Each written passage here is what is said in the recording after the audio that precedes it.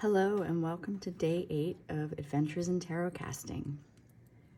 I hope you've been enjoying this series so far. I know I have.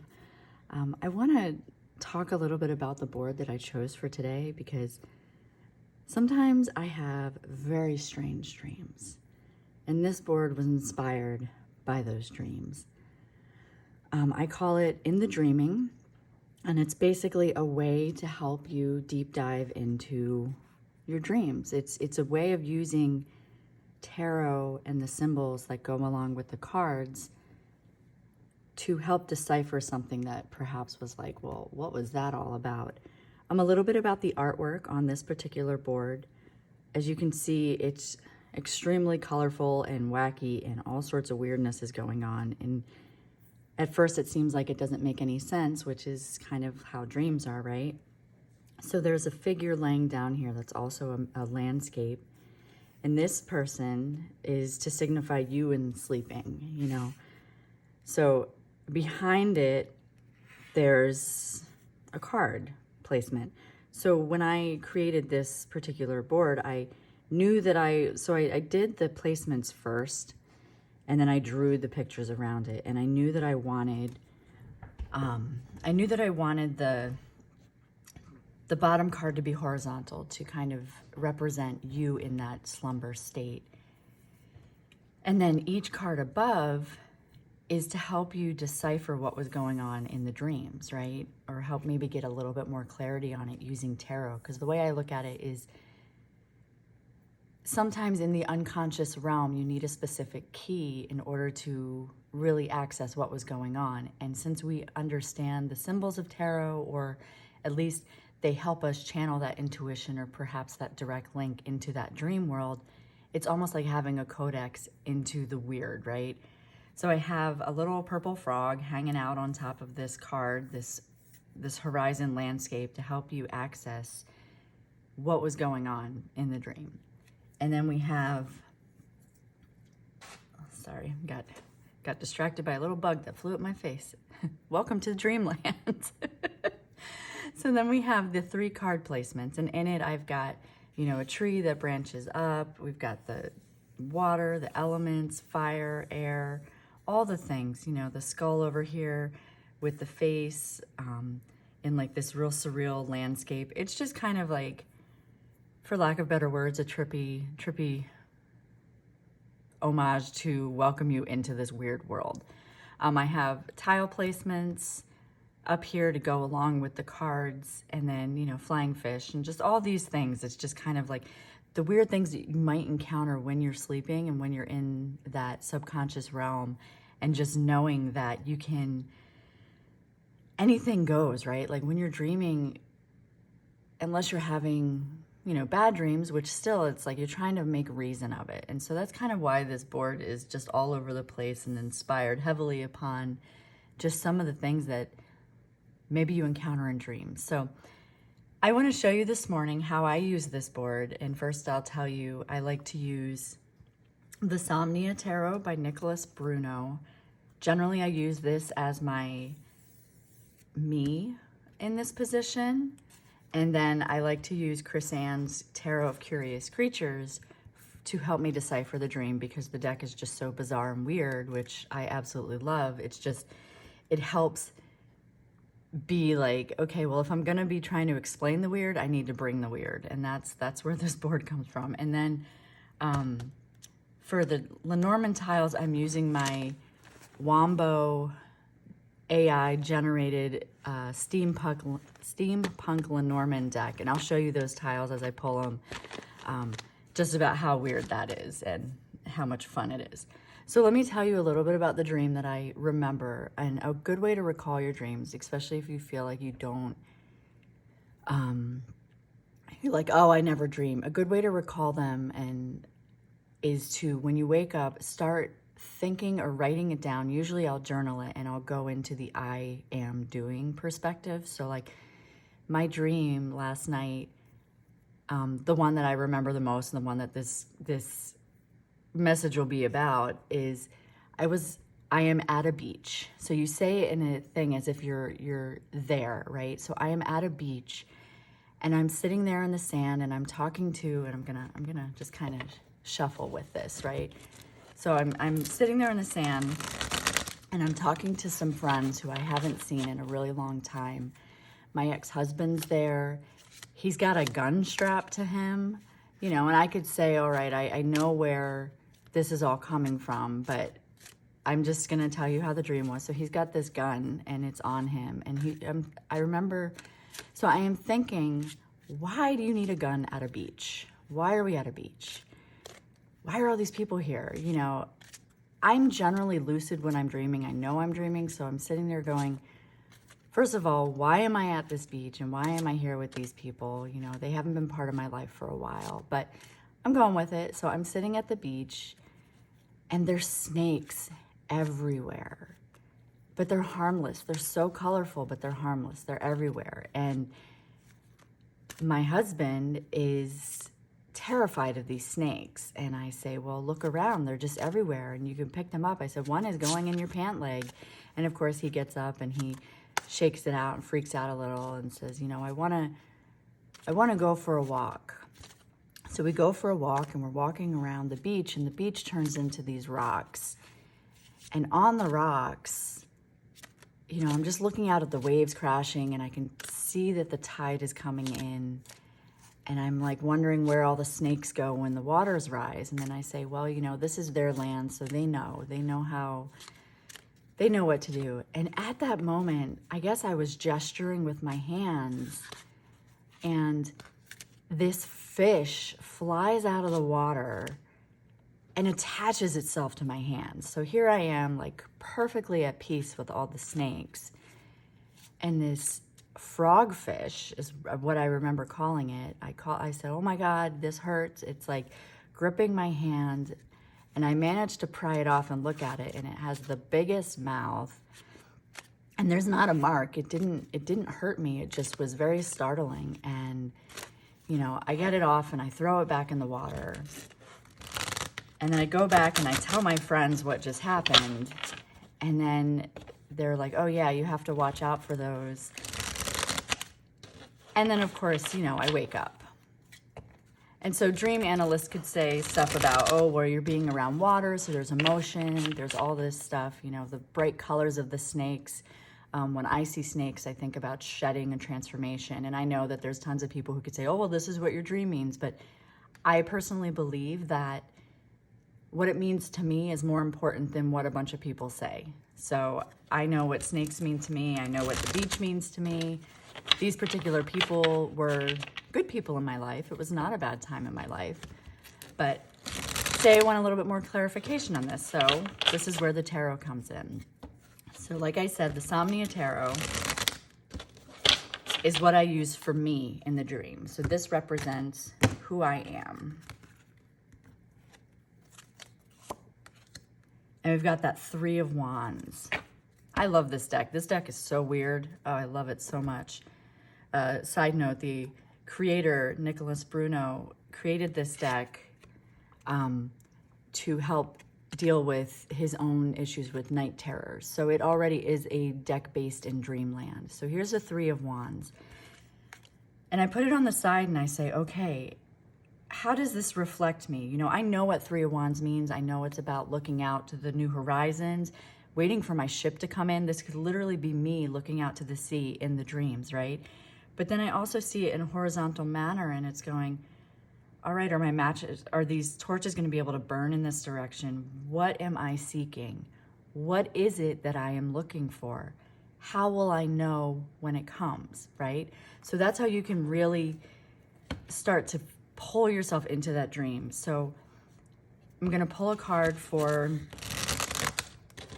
why am I at the beach? What am I seeking, right? So this is where I'm going to use the Tarot of Curious Creatures because this is going to help to give a little bit more insight, right?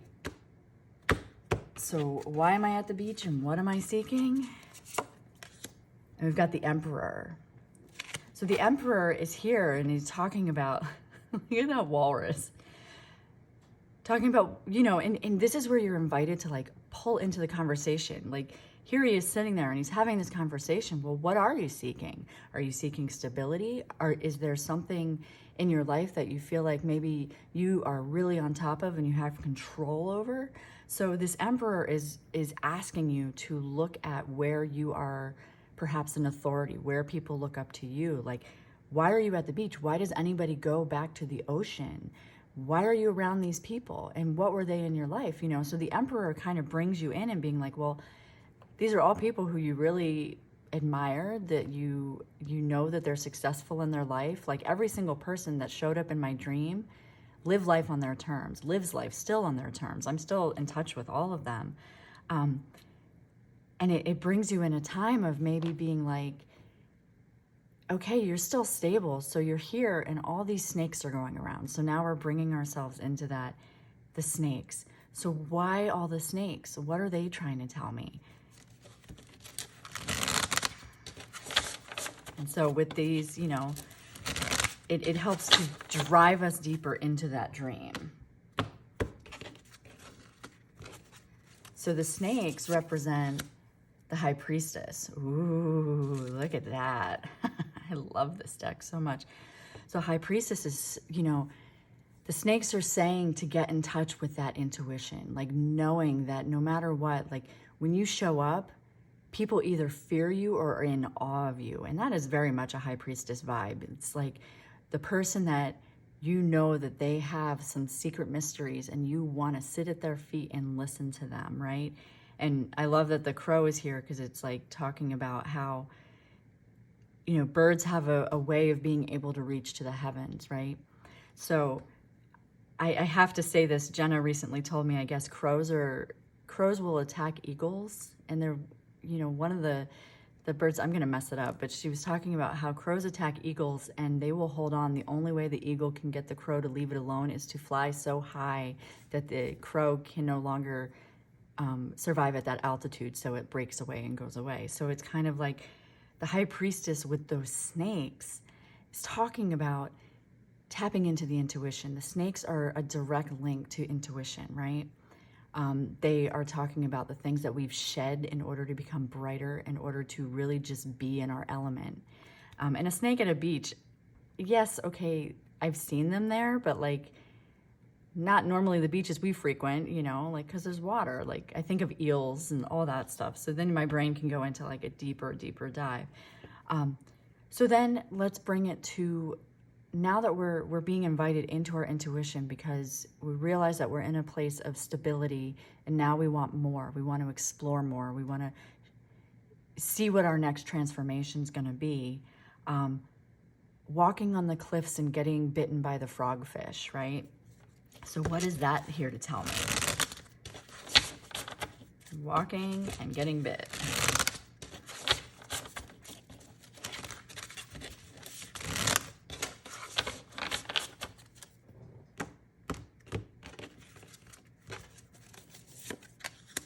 Death.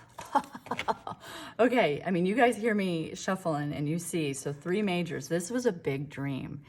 I don't always remember my dreams, but when I do, they're usually strange, especially the ones where you know, like I said, I normally am aware that I'm dreaming. This one, I didn't necessarily realize I was dreaming until I got bit by the fish, right? And death shows up and is talking about this is some major shifts coming on, and it's my mind preparing, you know, while we're in the dreams. I think about how it's our subconscious's way of working out for themselves, and death is showing up to say, well, you know, when you get bit by the fish, it wakes you up. It wakes you up from this illusion that, hey, this isn't where you're at. You're no longer married to this person. You're no longer in this dream. You know, you're no longer here in this world. Like, you're preparing for the next chapter, right? You're preparing for this next phase. I love that when people see death, they're like, oh my God, it's a death. But as we know, it's only the 13th card out of 22 or 21. 22 in the major arcana. It's only the 13th. So there's other cards that come after it showing that now we have to say goodbye to who we thought we were in order to become who we need to be, right? So then we can look at these all together as the dream weaves, because as you know, like a dream is there's no rules in dreams. They kind of come and go. And what would this be like if you had this conversation of with all these people together, right? You've got this Three of Wands looking out at these three wands, basically, like this horizon, and you've got the walrus saying, well, you are here. You are this weird authority, or, you know, you need to seek out a higher authority. The high priestess showing, well, okay, the snakes, they're talking about shedding and speaking your mystery and just allowing yourself to be misunderstood, right?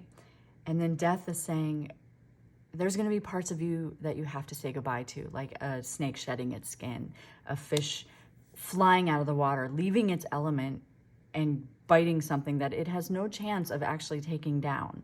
Yeah, sure, it could have taken a finger, it could have done whatever, but the fish wasn't bigger than me. I was not swallowed whole. It was just my left hand. And then we could go deeper and say, well, the left hand is your, you know, subconscious, it's your passive hand. We could get really deep into that. And so this is how these boards invite you to get real deep into maybe a journaling practice with your dreams and your cards. Like I said, these decks are pretty much dedicated for my in the dreaming, you know, studying. So now I'm going to bring in some Lenormand, and I have the three at the top, but I do like to bridge them and put them around. So I'm just going to show you these. So what do we need to know about the Emperor? Like, these are the action steps.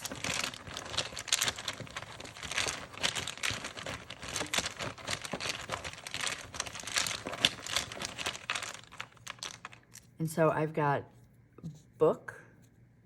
How weird, right? I love this. I may put these in my shop. I think if there's enough desire for them, I will. So book is for the Emperor. And then High Priestess.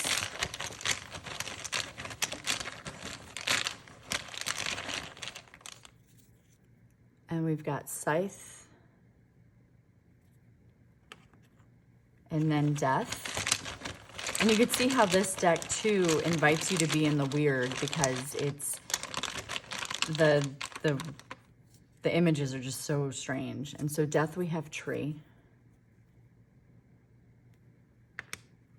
And so I'm going to read those as two cards like this. So we've got the book with the Emperor. It's talking about, why am I here on this beach and why am I with these people, right? So there's parts perhaps of my past that I need to look into. I need to look at these archetypes that show up, because I do believe that these people in my dream are also representations of different parts of who I am. They show up as familiar people because we learn from people in our lives, but it's still a facet of myself, right? So seeing my ex-husband show up at the beach with a gun, well, what am I afraid of, right? So if I take him out of the equation, I show up at the beach with a gun. What am I afraid of, and what do I need to be protected? And it wasn't in use, it was just slung over a shoulder, right? And the fact that I had to take a deeper look at, like, well, that's a silly thing to bring to a beach. So book tells me that there's more to be researched. There's a secret there that I have to unlock. So I'm going to look into that. Maybe I'll journal about it, right? And then we've got the Scythe with the High Priestess, right? So the Scythe is talking about something quick, taking action, cutting away, and this was the snakes, right? So the snakes is saying, well, they're pretty quick. They slither here and there, you know. I was picking them up and they were all around me and I was not afraid of them. But my partner in the dream, he was afraid of them. So I would get them away from him very quickly. So it's kind of like cutting away our fears and also knowing the things that don't bother us. And then we've got the Tree with Death, and this was with that fish, right? The fish that jumped out of the water, the frogfish. And Tree can talk about health. I normally see it as branching out, but it could talk about, like, looking into my health. Like, there's something that's eating away at me. So maybe, you know, I could come out of it and do a deep dive, or maybe it's something that, okay, maybe it's time to schedule the physical, you know. But I don't generally read Tree as health in my readings. Lenormand is one of those systems where generally to get the most accurate readings for you is to stick with what your card meanings read for you, right? So Tree is for branching out.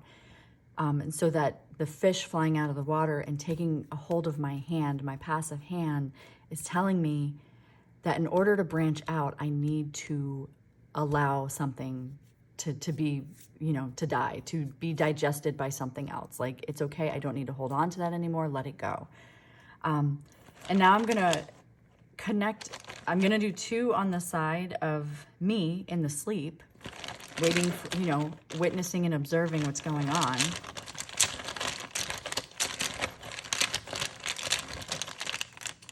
And we've got stork. So I put that there. And then we've got mountain. And so this is like the unconscious part of me that's sitting there sleeping, that is observing the dream. This is me laying in bed, witnessing what's going on, witnessing it, right? And I've got the stork and the mountain.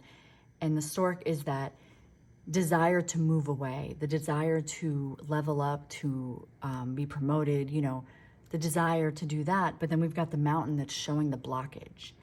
And there's something that's causing me to stay in this position of not being able to fly. And it's because I'm sitting here waiting and just observing, right? So what is going to help branch me to go into that? And that's where I'm going to take another Lenormand and stick it just in the middle here. And we've got bouquet. And so bouquet brings it bridges that. It's like our bridge, right? So this tile, when I stick that there, it's the bridge from dreamland into being fully into the message of the dream. And the bouquet is to accept your gifts, right? Take it as a reward. Understand that, yes, I am this authority figure in certain circles. Some people may even look to me as this all-knowing, all-seeing thing, but I don't see it yet because I still am holding on to parts of me that perhaps think that I'm just here, you know, so that needs to, the part of me that needs to die is maybe the humbleness, or maybe the, you know, the part that's the imposter syndrome or the not enoughness or all that. So then accepting the gift is how I can really step into all of this up here. So that's just a little way that I personally use this board. And like I said, I have a digital journal that kind of goes along with it. It's called In the Dreaming. And it's a way that you could, like, I would take a picture of this and then I would journal it out in my digital journal. You know, and sometimes if you want further clarifying, you can look to the books of these particular decks and see what the author had in mind. I don't generally do that, but I know that I'm not going to judge anybody who does. Sometimes they give me big insights. You know, it's your journey. I'm just sharing this little glimpse of mine with you today because it's kind of hard to do the dream board without having a weird dream to discuss. So I figured this morning I woke up, I had that really just fun, and you know, the dream felt like this, all colorful and just weird, like the fish, and just, it was so strange. But this helps me get deeper into that because I truly believe that tarot, since it's a symbol-based, it's an image-based codex, and since our subconscious works in images, right? Images and scenarios, why wouldn't you bring tarot to your dreams? It's almost like, oh, here's your keys to the kingdom. You know, each one of these is going to give you some sort of message to go with what happened. It's going to help you make sense because in reality, you're literally just laying here in bed. You're not in any harm. There's nothing going on. But when you wake up and you've got that weird feeling and you need a little bit more, that's where tarot can really help with that. And that's why I was inspired to make this dream board, because I really am fascinated with dreams. I always have been, especially the fact that I am pretty conscious when I'm dreaming, that I'm aware, and it helps you face those things that could be recurring, right? So that was today's demonstration. Let me know what you think, if you enjoyed it. If you have insights, that's fine. I will take it under advisement. I love discussing dreams, so I always love hearing other people's insights in it. But again, when it comes to symbolism with any system, I truly feel that, yeah, we can read something, like people often rush to the internet to say, oh, well, what does a frog mean in my dreams? Well, here's the fun fact. My card for the week is actually frog. Like, it's sitting here. I'm looking at it right now. So that's from the medicine cards, but I've had a lot of frog stuff this week going on, so the frog fish could literally just bring in the fact that, like, I need to really study more about frogs. You know, daily life happenings do infiltrate our dreams, but they come about in weird symbols, you know? So like I said, I love discussions, but I will take it under advisement because what things mean to me doesn't always mean what it's going to mean to you. I feel like that's where my skeptical woo comes in, but that's for another day. So again, thank you so much for being here and being part of this journey, and I will see you tomorrow with another board. Bye.